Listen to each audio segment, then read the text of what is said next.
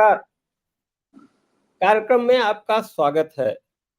Media Swaraj, the Indian post और public news TV तीनों channel पर एक साथ।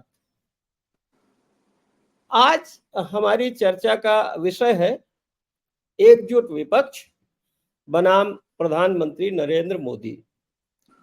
ये विषय हमने इसलिए लिया क्योंकि कल एक ही दिन में 2 रैलियां हुई। एक पूर्वान्ह में दिल्ली में रामलीला मैदान में इंडिया अलायंस की, और दूसरी एनडीए अलायंस की मेरठ में, जिसको प्रधानमंत्री मोदी और योगी ने संबोधित किया। जबकि दिल्ली की रैली को बहुत सारे जो इंडिया अलायंस के सीनियर लीडर हैं, फारूक अब्दुल्ला, शरद पवार, उद्धव ठाकरे, राहुल गांधी, खड़गे साहब, कल्पना सोरेन, मतलब बहुत सारे लीडर्स ने, प्रियंका गांधी, तो एक तरह से एकजुटता प्रकट की। यहाँ तक कि तृणमूल कांग्रेस, जिसके बारे में ये कहा जाता था कि शायद वो गठबंधन में अब नहीं है, उनके नेता डेरेक ओब्रायन भी आए और उन्होंने कहा कि हम हैं। तो एक तरह से विपक्ष ने अपनी एकजुटता दिखाई। तो हमारे कार्यक्रम का विषय है, उसके पहले मैं आपको इंट्रोड्यूस कर दूं अपने मेहमान से। श्रवण गर्ग जी। श्रवण गर्ग जी हम लोगों के लीडर रहे हैं। बहुत बड़े देश के चिंतक हैं, सीनियर मोस्ट जो एडिटर हैं 2-4 उनमें से एक हैं, राजनीतिक विश्लेषक हैं। जेपी आंदोलन में आपका बड़ा सक्रिय योगदान रहा है और जाने कितने पार्लियामेंट और विधानसभा चुनाव और सत्ता परिवर्तन आपने देखे हैं, प्रधानमंत्री मुख्यमंत्री आते जाते आपने देखे हैं। तो आज का विषय हमने रखा है एकजुट विपक्ष बनाम प्रधानमंत्री मोदी, क्योंकि वहां तो मोदी जी ही अकेले काफी हैं और कहते हैं कि मोदी है तो मुमकिन है, बाकी की जरूरत ही नहीं है। जो दिल्ली की रैली का मैसेज आया है अखबारों के जरिए, उसमें यह है कि डेमोक्रेसी, लोकतंत्र और संविधान खतरे में है। जैसा कि राहुल गांधी ने कहा कि साहब ये मैच फिक्सिंग करके चुनाव लड़ना चाहते हैं, और 2 खिलाड़ियों को तो जेल में ही भेज दिया है, अरविंद केजरीवाल और हेमंत सोरेन।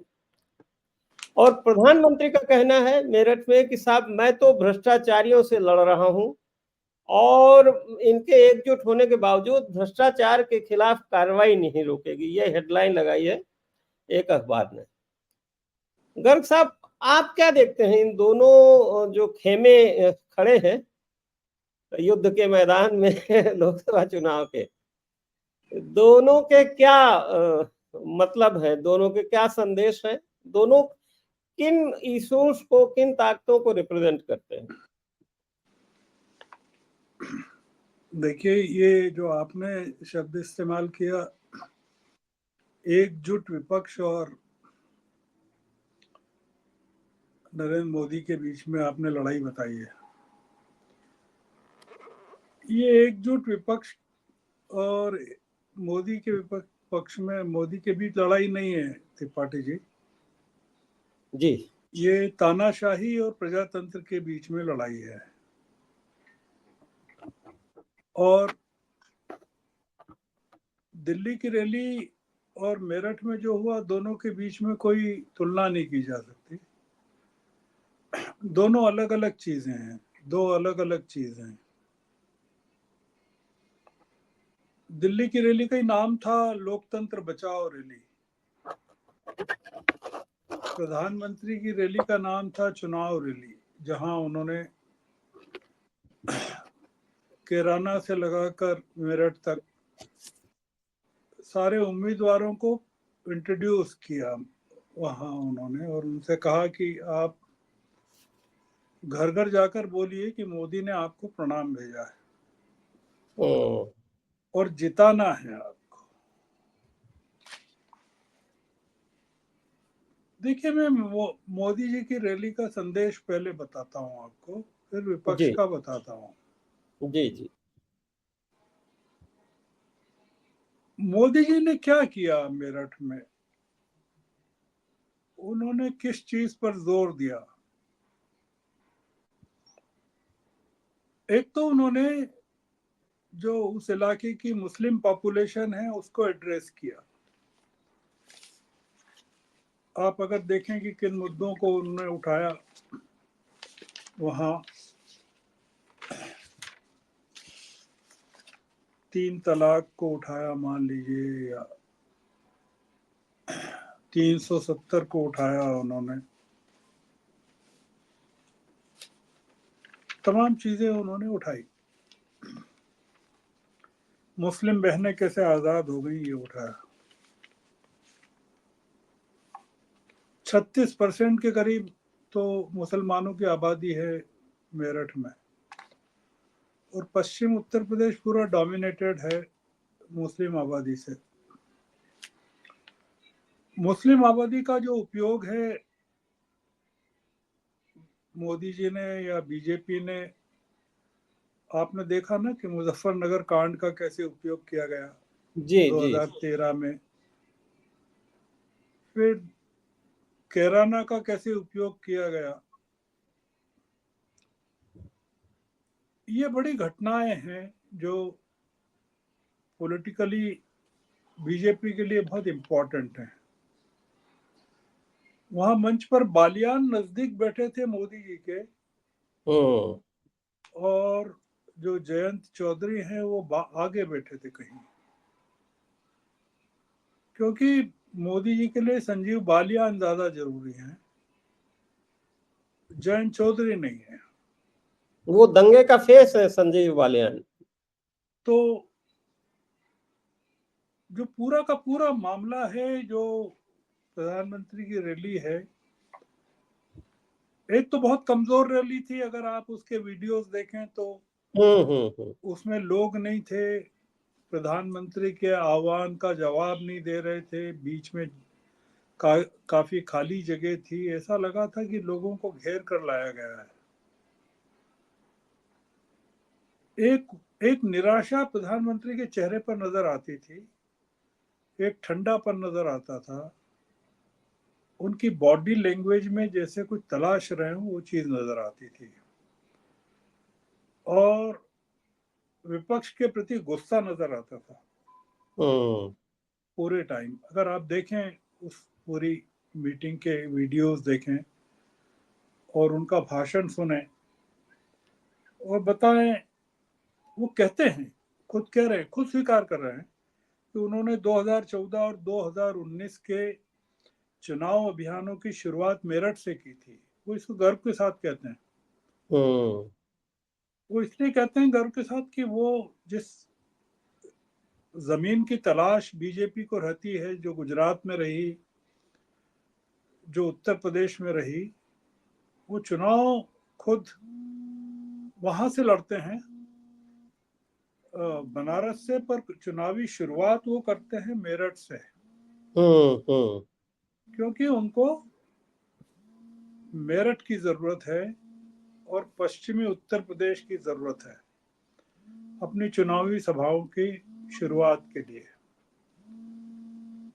तो उन्होंने कहा कि 2019 और 2014 के चुनाव अभियानों की शुरुआत मेरठ से की थी, और 2024 की पहली चुनावी रैली भी वो मेरठ से में कर रहे हैं, जो सही है। मेरठ की खास बात क्या है इनकी रैली की, लोग उसको पकड़ नहीं पाए, और वो मेरठ वो जगह नहीं है जहां उनको वो मुद्दा उछालना था, हम्म। पर उनके सामने मजबूरी थी कि वो क्या करें। प्रधानमंत्री उन्होंने कांग्रेस को देश, मतलब देखिए, मोदी जी को एक मुद्दे की तलाश है जो कांग्रेस को देशद्रोही बता सके। यानी मोदी जी को 2019 में जो मुद्दा था मिला था पुलवामा और बालाकोट, ऐसे मुद्दे की तलाश है अभी भी जबरदस्त तरीके से। हम्म उनको वो मुद्दा 1974 में जाके मिला। 1974 में क्या हुआ था कि इंदिरा गांधी ने जो रामेश्वरम और जाफना के बीच में जो एक द्वीप है, जी करीबन 300 एकड़ का है, 284-285 एकड़ का, वो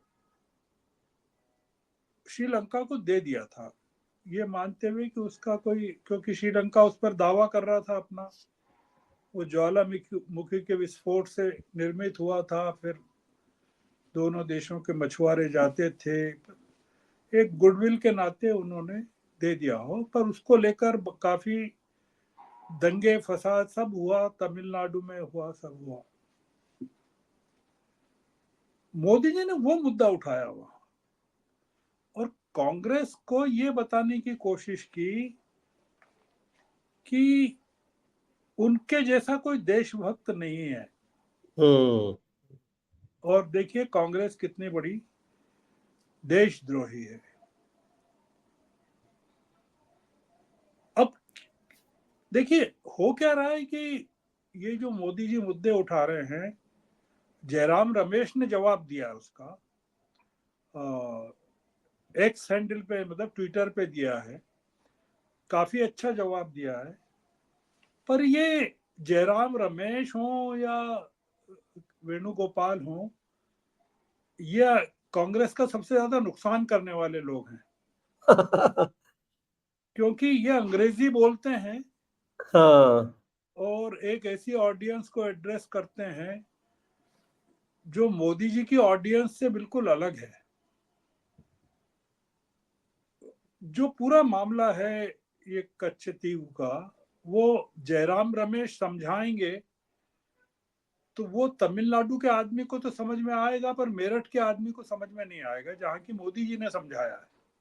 जबकि आज विदेश मंत्री जयशंकर ने भी फिर से उस पर प्रेस कॉन्फ्रेंस करी। तो कांग्रेस को हराने वालों में जिन लोगों का योगदान रहेगा, उसमें वेणुगोपाल और जयराम रमेश और ये भी रहेंगे शामिल, जो हमारे प्रवक्ता हैं।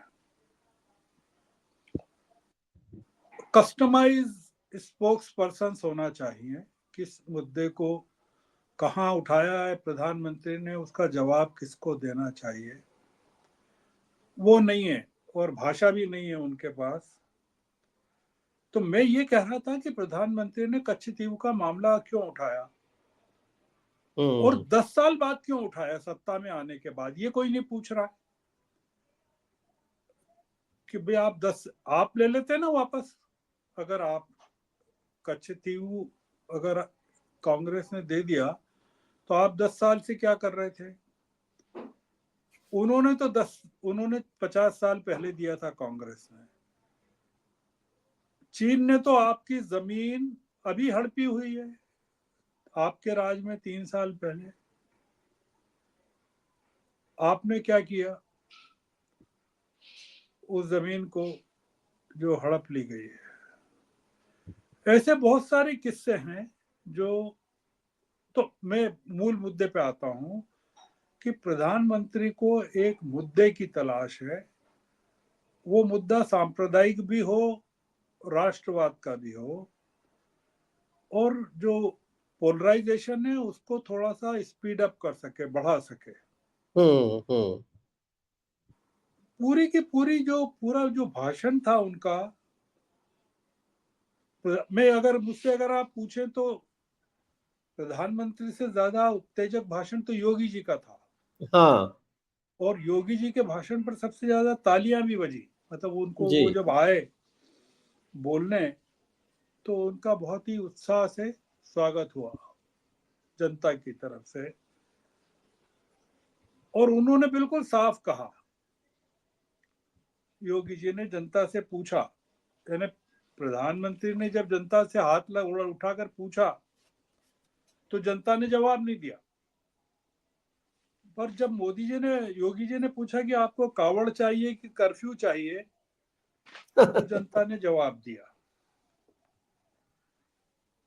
तो पहली चीज तो ये कि, और जितनी चीज मोदी जी ने वहां कही, वो 370 की बात कही, धारा 370 की, जम्मू कश्मीर की कही, अयोध्या में मंदिर की कही, 3 तलाक की कही, और जितना भी झूठ कह सकते थे वो कहा कि भाई पिछले 10 सालों में सबसे ज्यादा काम महिलाओं की रक्षा का किया गया, महिलाओं के सम्मान का किया गया उनके राज में।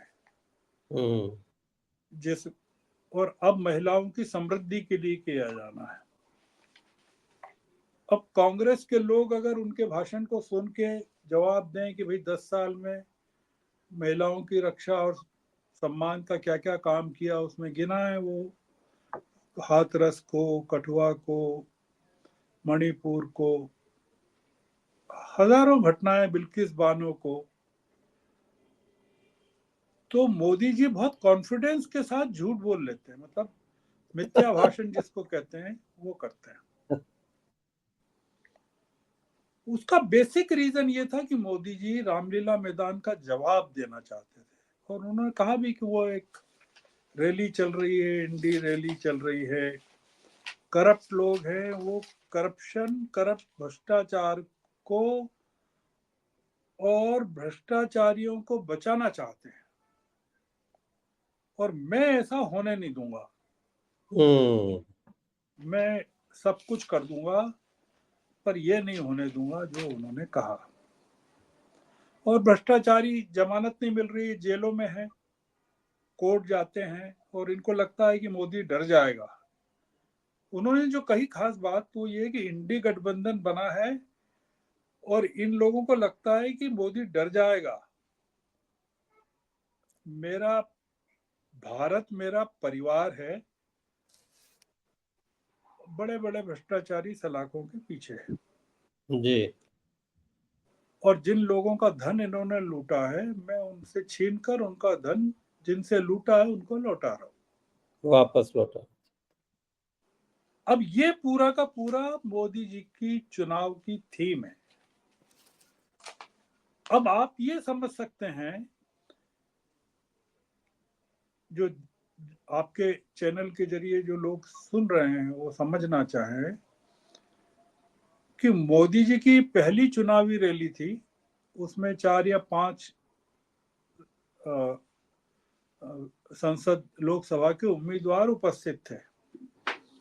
अरुण गोविल भी थे, संजय बालियान भी थे, तमाम लोग थे। ये उनकी थीम अब रहने वाली है। मोदी जी के पास हाँ। कहने को कुछ नहीं है, ये उनके भाषण का निचोड़ है, जो वो हर जगह कहेंगे। उनके पास ये मोदी जी का कैप्सूल है, जिसको आप कह सकते हैं कि मोदी जी का चुनावी कैप्सूल।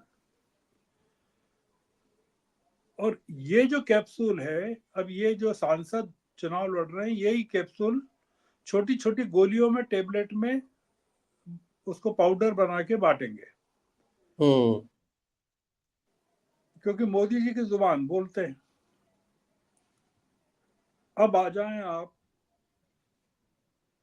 रामलीला की रैली, जी जी जी। दिल्ली। दिल्ली वाली,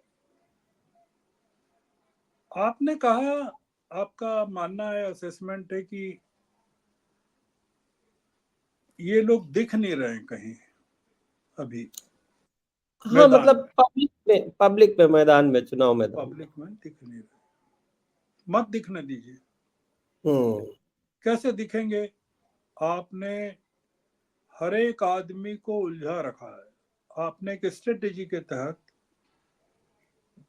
कि वो आदमी 24 घंटे के अंदर कोर्ट में पेश होगा, कि परिवार चलाएगा, कि नींद लेगा, कि चुनाव प्रचार करेगा, कि पैसे का इंतजाम करेगा, क्या करेगा।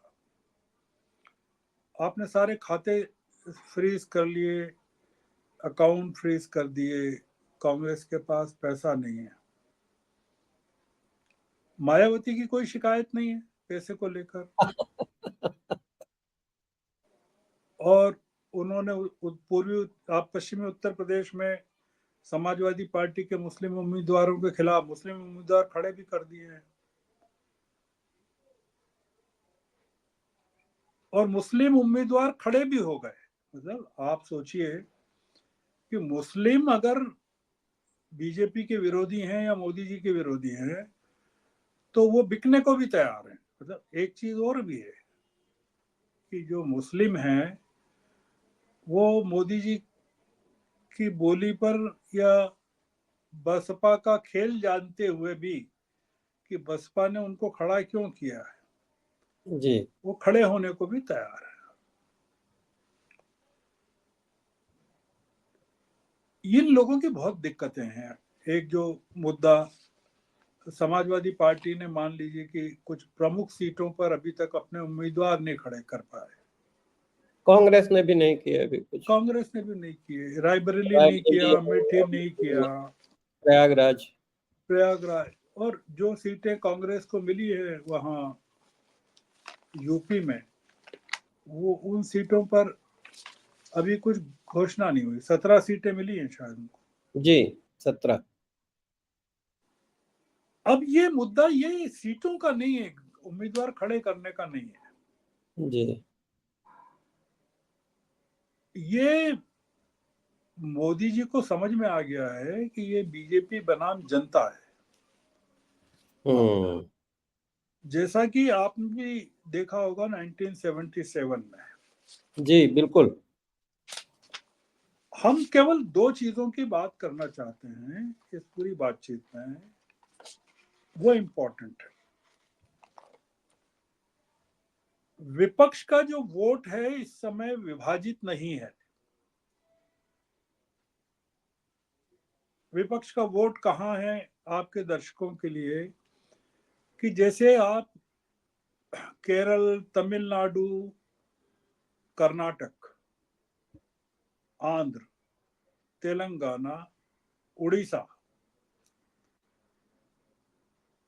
यहां पर एक भी जगह बीजेपी न तो हुकूमत में है न गठबंधन में है, और न ही 2019 में बीजेपी को कोई महत्वपूर्ण सीटें मिली थी।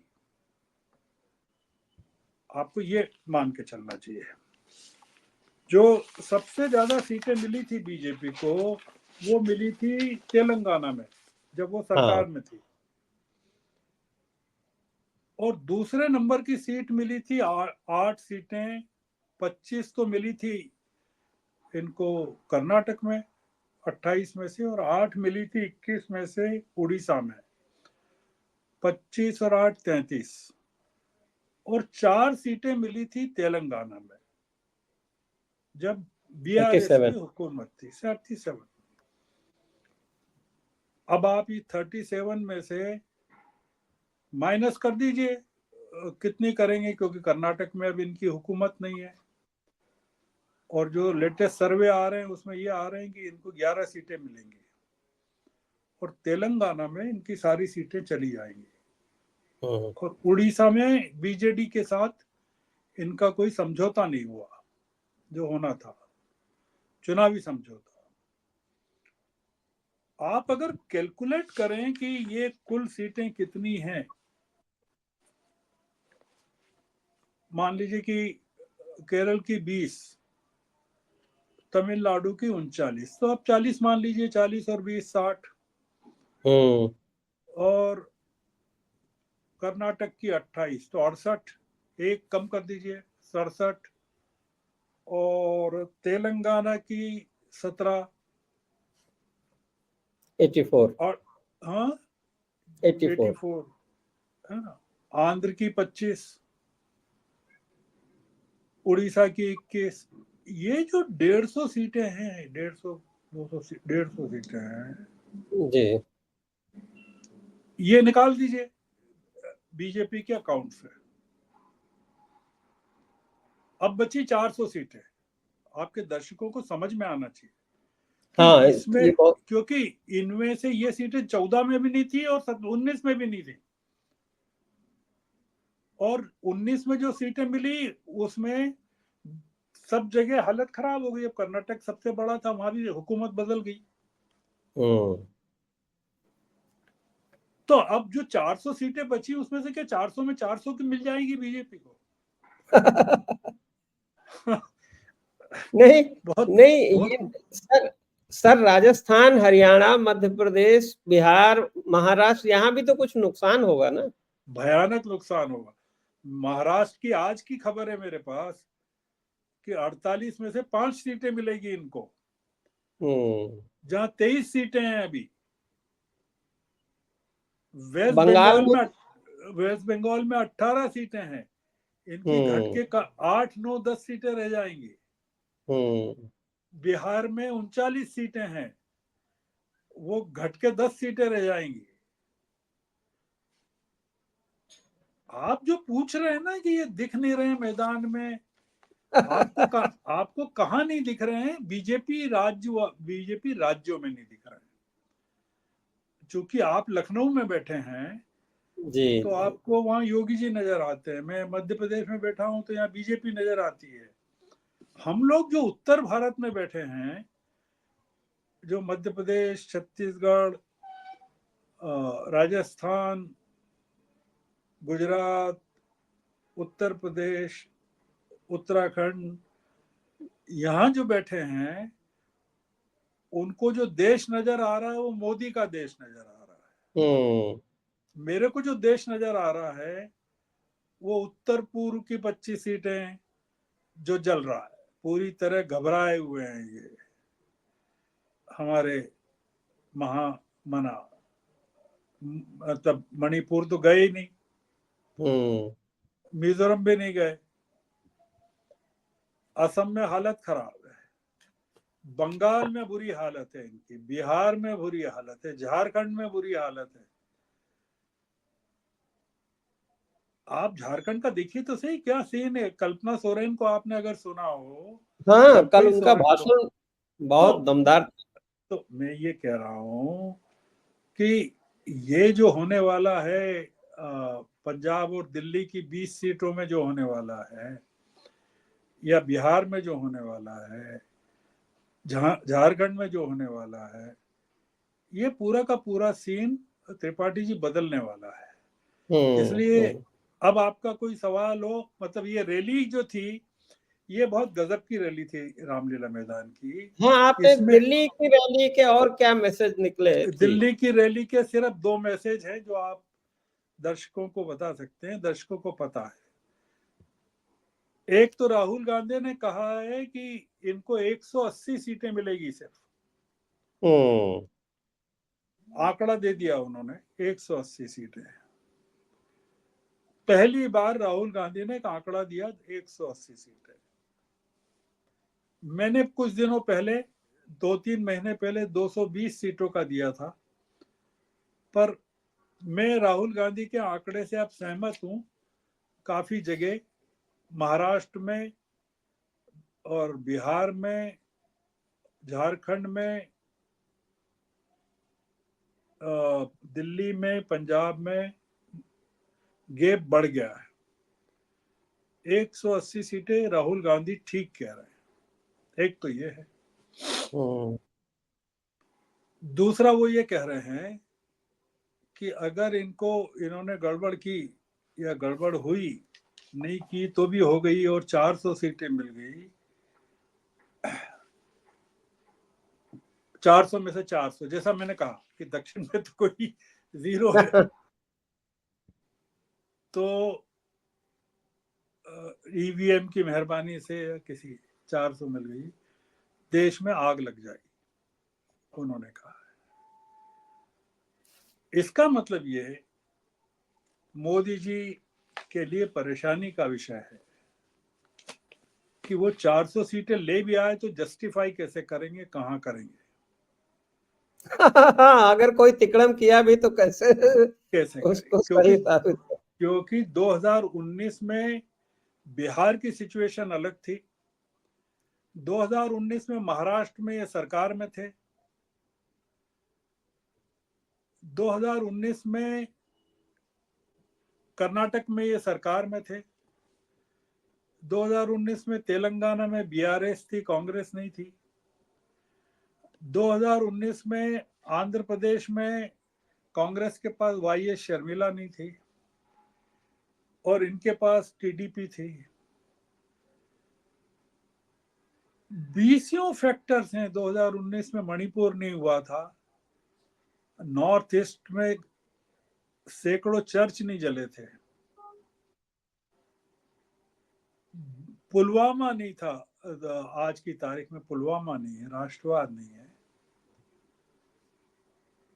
विपक्ष संगठित नहीं था, सबसे बड़ी बात, विपक्ष के 60% वोटों का डिवीजन था, इसलिए ये विपक्ष की जो एकता वहां दिखी। आप ये बताइए त्रिपाठी जी कि कौन सा नेता अनुपस्थित था वहां विपक्ष का? नहीं, केवल पार्टी जगन, तो कोई, हाँ पार्टी तो केवल कोई, हाँ। जगन रेड्डी और नायडू टीडीपी के, बस खत्म। वो तो मोदी जी के साथ है, और वो है भी, और और वो भी। नवीन पटनायक सर ये आप एक बात बताइए, हाँ, जी। आपके पास थोड़ा और समय मैं लूंगा आपका।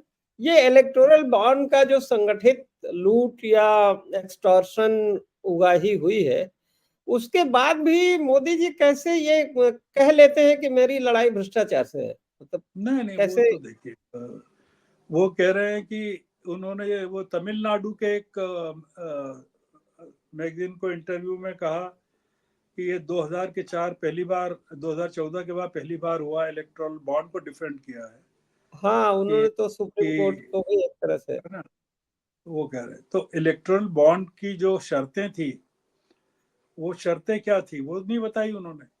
उन्होंने ये नहीं बताया कि इतना गुप्त रखा जाएगा कि जो देने वाला है उसको खाते में शो नहीं करना है, और बैंक को शो नहीं करना। अगर आप स्टेट बैंक बताता नहीं, तो ये लोगों को कैसे पता चलता कि दवा कंपनियों ने क्या बड़ा भ्रष्टाचार किया हम्म। और उनके दवाएं फेल हो गई, उसके बाद वो बाजार में आ गए इलेक्ट्रल बॉन्ड खरीद के। लोगों को कैसे पता चलता कि इलेक्टोरल बॉन्ड उपलब्ध नहीं हुए और कोई आदमी पैसा लेके गया वहां बैंक में और उसका पैसा एक्सेप्ट हो गया, और उसके नाम के आगे लिखा है कि परचेसर का पता नहीं है कौन है, और वो अमाउंट जो है बीजेपी के अकाउंट में जमा हो गया। ये कैसे पता चलता कि जिन लोगों को चंदा दिया, जिन लोगों ने चंदा दिया, उनके उनके ऊपर छापे पड़े थे कुछ दिन पहले, उसके बाद छापे बंद हो गए और वो गिरफ्तारी से छूट गए। हम्म। ये कैसे पता चलता है कि शराब घोटाले का जो मुख्य आरोपी है वो शरद चंद्र रेड्डी है जो अप्रूवर हो गया? और उनके बाप को टिकट भी मिल गया लोकसभा का, उनके सहयोगी पार्टी से। तो ये जो तमाम चीजें हैं, और प्रधानमंत्री ये क्यों नहीं कहते कि वो पीएम केयर फंड में का भी पूरा खुलासा करने को तैयार है? वो भी बड़ा घोटाला अगर है। सबसे बड़ा घोटाला है, वो ये क्यों नहीं कहते कि राम मंदिर के लिए जो पैसे मिले हैं वो भी बताने को तैयार है? लोगों को पहली बार पता चला त्रिपाठी जी, इलेक्टोरल बॉन्ड के जरिए, कि भारतीय जनता पार्टी जो चुनाव लड़ती है वो मोदी जी की छवि के कारण पर नहीं लड़ती, वो पैसे के दम पे लड़ती है। हम्म। तो वो जो इस इलेक्टोरल बॉन्ड का जो सबसे बड़ा धक्का पहुंचा है, भारतीय जनता पार्टी की साख को भी पहुंचा। मतलब ये, आप अगर इसको खींच के पीछे ले जाएं तो ये बंगारू लक्ष्मण तक पहुंच जाएगा, कि बंगारू लक्ष्मण से जो हम्म। शुरू हुआ था, मतलब जो लक्ष्मण, बंगारू लक्ष्मण जो इनके पार्टी के प्रमुख थे, और ये आज जो स्थिति है वो कहाँ पहुंच गई। तो ये चुनाव बहुत इम्पोर्टेंट हो गया है देश के लिए, हम्म। और विपक्ष के लिए बहुत जरूरी इम्पोर्टेंट हो गया, बहुत ज्यादा इम्पोर्टेंट हो गया है। इतना संगठित विपक्ष, आपने देखा कि 102 सीटों का बंटवारा हो गया विपक्ष के बीच में, नामांकन हो गए। आपने सुना कोई झगड़ा हुआ हाँ, किसी के कोई बीच चहल में? पहल नहीं। है? नहीं हुआ। अब 89 का हो रहा है, आपको सुन रहे हैं कोई झगड़ा हुआ? झगड़ा है। इसके बाद फिर थर्ड फेज में भी 89 का हो जाएगा, आपको पता ही नहीं चलेगा कब हो गया। झगड़ा केवल दो जगह का सुनने को आया। गोदी मीडिया परेशान है कि उसने इतना कहा झगड़ा झगड़ा झगड़ा, मर गए, खत्म हो गया, कहीं हो ही नहीं रहा। केवल पूर्णिया की सीट को एक हो रहा है बिहार में। वो पप्पू यादव को कांग्रेस ने ले लिया, ये गलती की सबसे बड़ी। चुनाव के पहले नहीं लेना था। दूसरा ये जो बुद्धिमानी की कांग्रेस ने कि पूर्णिया की सीट अपने बंटवारे में नहीं ली। अब पप्पू यादव कह रहे हैं कि पूर्णिया की सीट कांग्रेस को दे दो, आरजेडी से कह रहे हैं। मतलब एक यादव दूसरे यादव को धमका रहा है कि मैं तुमको हरा दूंगा। हाँ, वहां पर पूर्णिया की सीट, और महाराष्ट्र में केवल 2 सीटें, सांगली की और बॉम्बे की। बॉम्बे में भी 1 सीट संजय निरुपम की। कोई झगड़ा ही नहीं है। राहुल गांधी ने इतनी मैच्योरिटी के साथ पूरा हैंडल किया है मामले को कि ये लोग बौखला गए, पागल हो गए। और सबसे ज्यादा तो टिकटों को लेकर आप देख रहे हैं ना, बरेली का क्या हुआ। आप क्या, वो जो जिसको टिकट दिया वो वापस देने को खड़ा हुआ है कि भाई यहाँ तो लोग मुझे हराना चाहते हैं, मैं वापस देना चाहता हूँ। कई जगह बीजेपी उम्मीदवार जहां जा रहे हैं उनका काफी विरोध से स्वागत हो रहा है, विरोध करके। हाँ, इसलिए मेरा कहना है त्रिपाठी जी कि बीजेपी इस समय बहुत ज्यादा संकट में है। लोगों को पता चल रहा है, नागरिकों को पता चल रहा है कि इन लोगों के पास पैसे नहीं है, इन लोगों के यहाँ छापे पड़ रहे हैं, इनको धमकियां दी जा रही। मेरठ में भी उन्होंने धमकियां क्या दी, जेल में डालने की धमकी दी। क्या कहा, जेल में डाल दिया है और जमानत नहीं मिल रही है। आपने देखा ना कि किस तरह से 600 वकीलों ने सुप्रीम कोर्ट के चीफ कोर्ट को जस्टिस आतंकित करने की कोशिश की। सुप्रीम कोर्ट को, चीफ जस्टिस को। ये जो लड़ाई है, ये नवीन जिंदल भर्ती हो गए, वो जनार्दन रेड्डी भर्ती हो गए, उनकी माताजी भर्ती हो गई नवीन जिंदल की। एक ये जो युद्ध है कुरुक्षेत्र का, ये बहुत बड़ा युद्ध है। जैसे 1870 वो पीएम ने कहा ना, और वहाँ योगी जी ने भी कहा कि 1857 के युद्ध की पहली शहादत जो है मेरठ में हुई थी। तो मेरठ में भारतीय जनता पार्टी की सबसे बड़ी शहादत होने वाली है कि यह पार्टी हारने वाली है, जहां से शुरुआत हुई है। सर ये बताइए, एक सेकंड अगर आप मुझे अनुमति दें। आपने गोदी मीडिया की बात की, मैं उसे कारपोरेट मीडिया कहता हूं, जो मोदी के कंट्रोल में है। बेचारे एंकर या रिपोर्टर, खैर बेचारे भी नहीं कहना चाहिए उनको। मैं ये कह रहा हूँ कि इसके बावजूद, इतना सब जानने समझने के बावजूद, ये लोग तो नासमझ नहीं है। ये लोग 2 बातें कहते हैं। कहते हैं साहब, एक तो 30% मोदी जी के पास सॉलिड वोट है लाभार्थियों का, जो शौचालय है, रसोई गैस है, 5 किलो राशन है, मकान है। एक तो ये कहते हैं। दूसरा कहते हैं भाई सब कुछ है, लेकिन मोदी जी का विकल्प कौन है, किसको। नहीं, वो ठीक कह रहे हैं, ठीक कह रहे हैं। तो ये 2 सवाल पे थोड़ा आप। नहीं, ये बिल्कुल ठीक कह रहे हैं। गोदी मीडिया, देखिए, एक तो गोदी मीडिया की मजबूरी समझिए। आपने कहा कारपोरेट मीडिया, मैं उसको कारपेट मीडिया कहता हूँ। और सुधर गया। मोदी जी का कारपेट मीडिया, मतलब मोदी जी उस मीडिया, वो मोदी जी के लिए कारपेट की तरह बिछे रहते हैं। तो मोदी जी का कारपेट मीडिया, वो उनके सामने मजबूरी है। अब वो ये नहीं कह सकते कि जो 30% हैं उसमें हिमाचल भी है, तेलंगाना भी है, कर्नाटक भी है, जो गोदी मीडिया कहता है। और ये इनमें 85% हिंदू हैं इन राज्यों में। हाँ, जी। उसके बावजूद हरा दिया। बंगाल में 70% हिंदू हैं, उसके बावजूद ममता बनर्जी जीत जाती हैं। और 30% लाभार्थी वहां भी हैं। पर गोदी मीडिया ये नहीं बताता है कि ममता बनर्जी का मनरेगा का सारा पैसा इन्होंने रोक लिया। हाँ, 59,000 करोड़ समथिंग लाइक समथिंग। अब आप बताइए कि मनरेगा का पैसा जिनका रोका वो कौन है, वो 30% में शामिल है कि नहीं है? देखिए, ये गोदी मीडिया को कहने दीजिए, आप इसलिए कहने दीजिए, अगर ये हार गए, अगर मैं अगर शब्द का इस्तेमाल कर रहा हूं, तो सबसे बड़ी गाज राहुल गांधी की वो इज्वेस्तिया और प्रावदा पे पड़ेगी। इज्वेस्तिया और प्रावदा जो हैं वो रूसी साम्राज्य के मुखपत्र हुआ करते थे। जी जी। अगर ये एक रैली, मौन रैली लाखों लोगों की, सिर्फ कुछ नहीं करें, पीछे हाथ बांध के और मुंह पे पट्टी लगा के विपक्षी दलों के सारे लोग और कार्यकर्ता नोएडा पहुंच जाएं बस एक बार, और घेर लें नोएडा की जो इनकी जो इमारतें हैं, कि न तो ये जाएं अंदर जा पाए न बाहर आ पाए।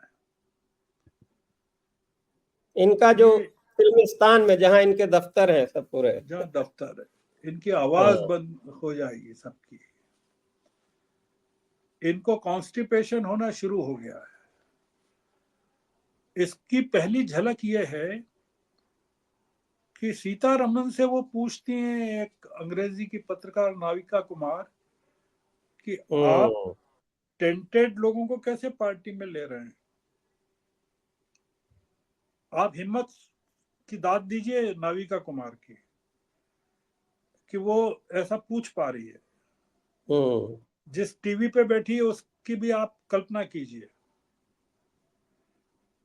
और जो जवाब दे रही हैं निर्मला सीतारमन, उसको भी दिखा रही हैं कि हाँ, हमने अपने दरवाजे सबके लिए खोल रखे। 2 बार पूछती है, दोनों बार वो ऐसा कहती है। इनका कॉन्स्टिपेशन होना शुरू हो गया। दिल्ली की जो रैली हुई विपक्ष की, उसका सबसे ज्यादा कवरेज गोदी मीडिया के किस चैनल ने किया? आप जरा चेक करके बताइए मुझे। मैं नाम नहीं लेना चाहता और दावे से भी नहीं कहना चाहता, पर मुझे किसी ने कहा है कि सबसे ज्यादा कवरेज गोदी मीडिया का आज तक ने किया। हम्म।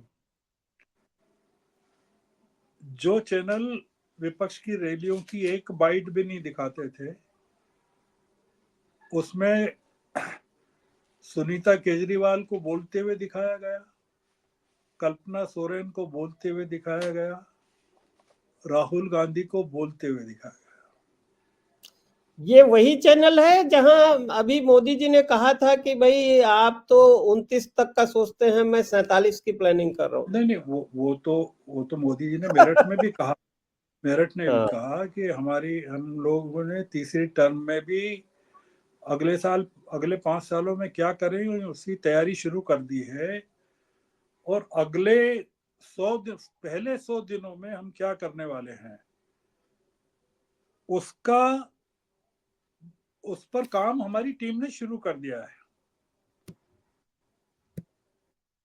ये मोदी जी ने मेरठ में कहा है। मोदी जी वो ऐसा कर रहे हैं कि बहू की अभी विदाई हुई नहीं है घर से, और उसको उसको सब पता है कि ससुराल में चाबियां कहाँ हैं और खाना कहाँ बनाना है, और सास को कौन सी लात मार के बाहर करना है। तो इसलिए ये तमाम चीजें जो है ना, वो एक घबराई घबराई हुई तानाशाही करती है।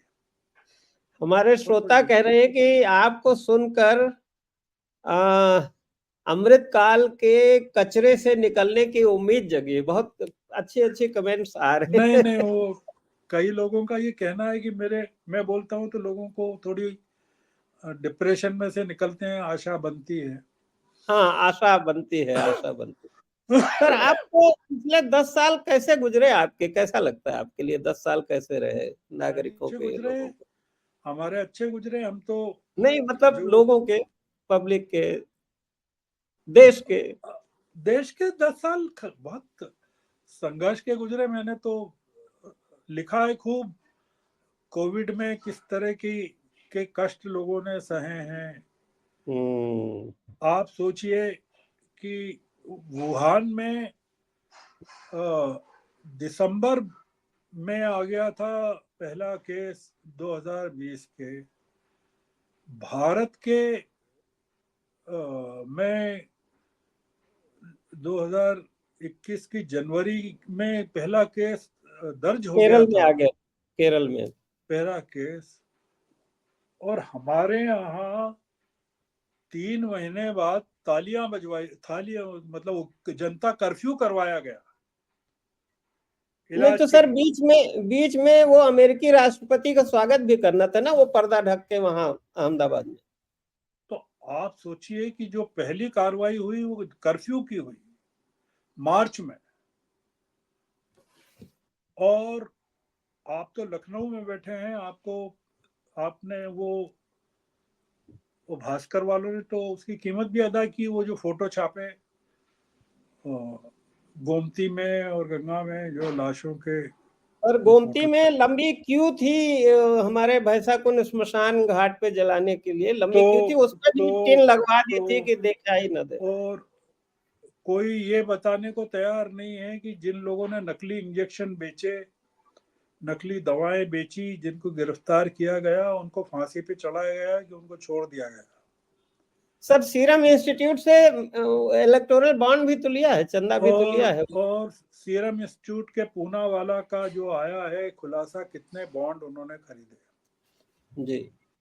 तो मोदी जी अब उम्मीद कर रहे थे कि उनको नोबेल शांति पुरस्कार या इस तरह का अंतर्राष्ट्रीय पुरस्कार मिलेगा। अब वो अपनी खुद की हुकूमत में तो अपने आप को भारत रत्न नहीं दे सकते, तो ये जो आने वाली सरकारें हैं वो उनको भारत रत्न से नवाजेगी। क्योंकि मेरठ में उन्होंने कहा कि चौधरी चरण सिंह का की उपेक्षा की गई, और ये जो भारत रत्न उन्होंने दिया, ये तो कांग्रेस हुकूमतों ने दिया नहीं। तो जो जो भारत रत्न मोदी जी को मिलने वाला था उसका क्या होगा? तो तो इसलिए देखिए, ये लोगों को निराशा से निकलना चाहिए। मैं केवल एक ही बात कहता हूं, लोगों के लिए कह रहा हूं, सबके लिए जो सुन रहे हैं सबके लिए कह रहा हूं, राहुल गांधी अगर ये चुनाव हार भी गया विपक्ष, राहुल गांधी ने मकान वापस नहीं लिया है। त्रिपाठी जी, आपके दर्शकों को हाँ पता हाँ है। हाँ हाँ हाँ। वो वापस नहीं गए। उनका संकल्प हो सकता है कि जब तक विपक्ष नहीं आएगा वो मकान में नहीं लौटेंगे। उन्होंने सड़कों को अपना घर बनाया।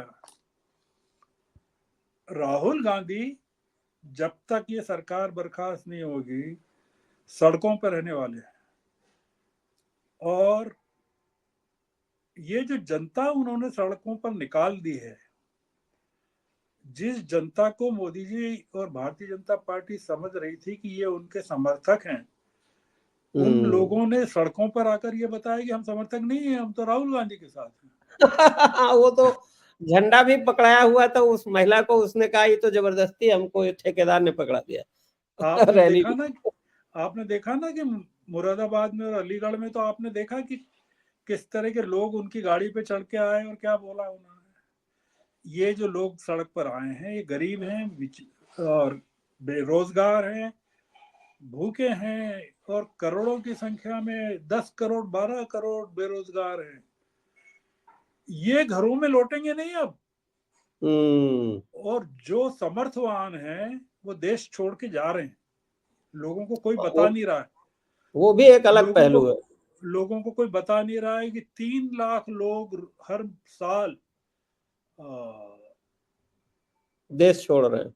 देश से नागरिकता छोड़ के जा रहे हैं। हाँ, नागरिकता छोड़ रहे हैं। देश छोड़ के नहीं, देश छोड़ के तो बहुत सारे जा रहे हैं जो पढ़ने हाँ। लिखने भी जा रहे हैं। और तो 3 लाख पढ़े लिखे स्किल्ड लोग, समझदार लोग नागरिकता को त्याग कर जा रहे हैं। ये सरकारी आंकड़ा है, 600 लोग के करीब रोज। और यहाँ जो लोग बचेंगे देश में, वो कौन बचेगा? बेरोजगार बचेंगे जो बाहर नहीं जा सकते, और भूखे लोग बचेंगे जिनके बारे में मेरठ में उन्होंने कहा 80 करोड़ लोगों को मैं मुफ्त का अनाज दे रहा हूँ, मोदी अनाज दे रहा है मुफ्त का। ये तो शर्म की बात है ना, ये कोई गर्व की बात शर्म नहीं। वो गर्व से बताते हैं, इसलिए तो यही तो लोग कहते हैं गर्व से बोलो मोदी जी, मोदी है।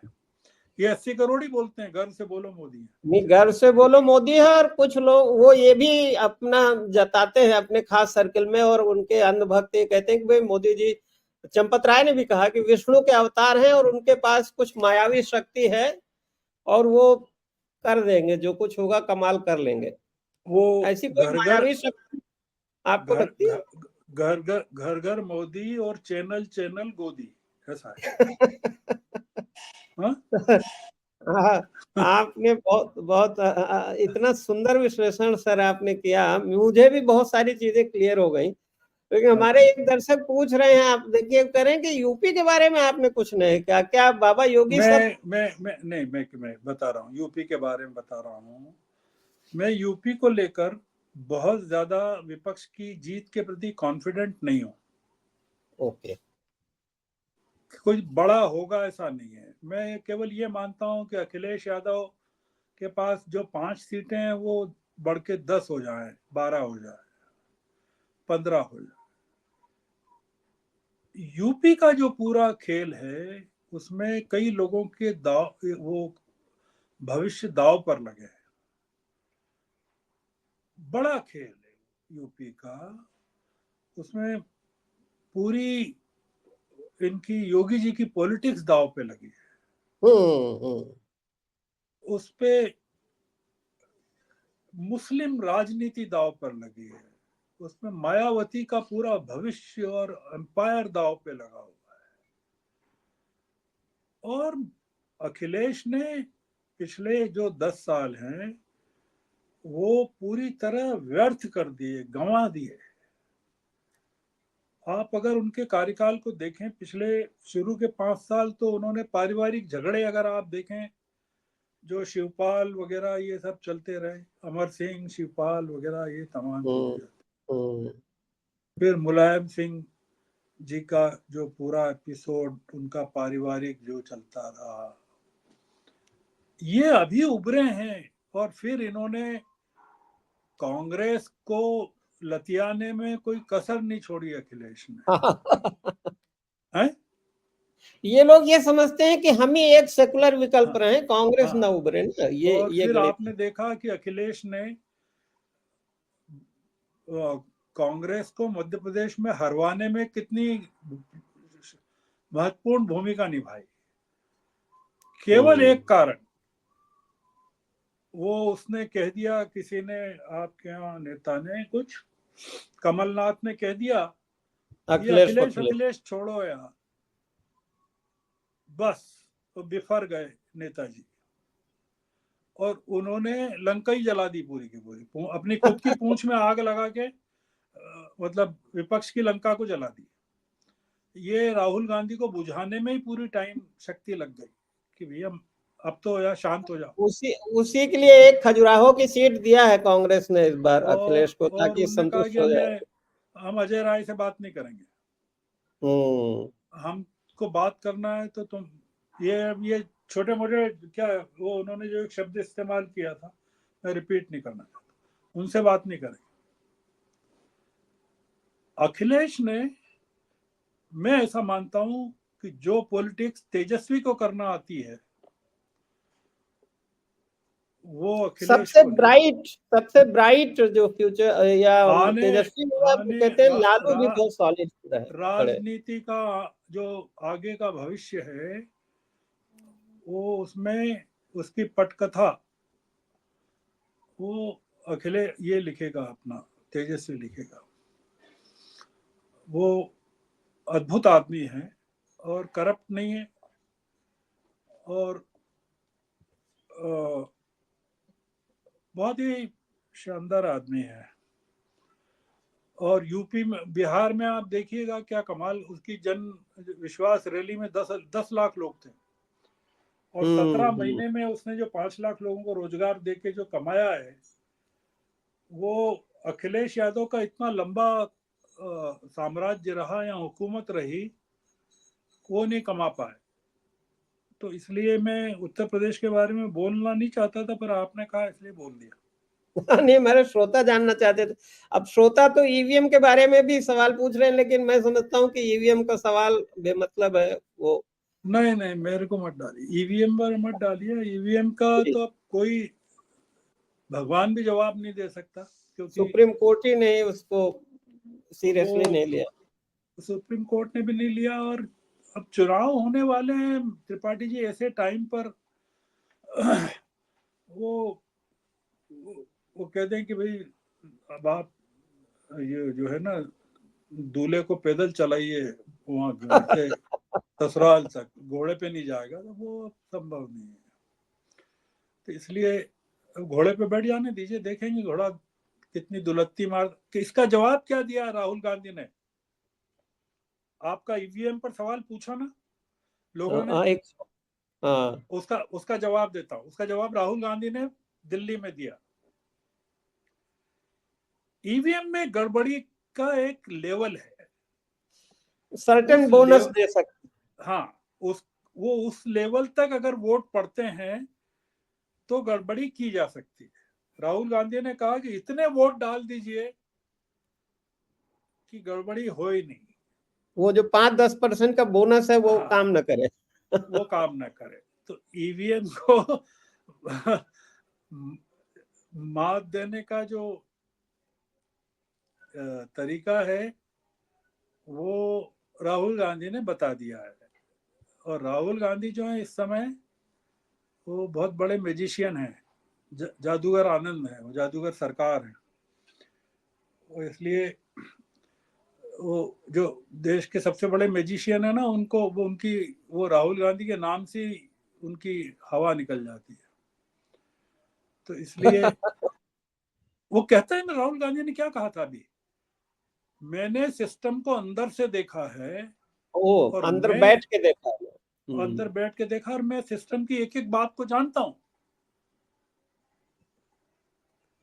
तो त्रिपाठी जी 1 घंटा हो गया, आपने आधे घंटे। अरे सर, आपका मैं शुक्रिया अदा करूं। आपने 20 मिनट की बात हुई थी, आप 30 गुना पूरा 60 मिनट आपने टाइम दिया। हाँ, मैं बहुत बहुत शुक्रगुजार हूँ। तो लेकिन हमारे श्रोता इतने प्रफुल्लित हैं आपकी बात सुन के, और ये अभी चलेगा 2-3 दिन, 1 हफ्ते चलेगा आपका ये जो आपने इतना अच्छा विश्लेषण किया है, और जो निराशा छाई हुई है उसको जो आपने निराशा के बादल आपने छाटे हैं। तो आपका डेफिनेटली बहुत बहुत शुक्रिया सर, प्रणाम करता हूँ। Thank you. और फिर कभी आपको तकलीफ देंगे, कष्ट देंगे। अब देखेंगे, कभी जब समय होगा तब मिलेगा। जी सर, जी सर, आप बहुत बिजी रहते हैं, मुझे पता है। हाँ, बहुत बिजी। जी जी बिल्कुल। नमस्कार। अच्छा सर, नमस्कार। आपके दर्शक